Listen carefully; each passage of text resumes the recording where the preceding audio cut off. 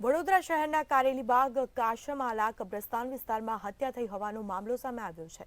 આ ઘટનાની બાબતે ડીસીપી ઝોન 4ના પન્ના મુમાયાએ નિવેદન આપ્યું છે કે આ હત્યામાં 4 સાક્ષીની પૂછપરછ તેમજ સીસીટીવીના આધારે આરોપીની ઓળખ કરવામાં આવી છે। હત્યાનો આરોપી લઝાર અકબર નબી પઠાણે હત્યા કરી હતી અને આ વ્યક્તિ રિક્ષા ચલાવવાનો ધંધો કરે છે। પોલીસે આરોપીને પકડવાના ચક્રો ગતિમાન કર્યા છે।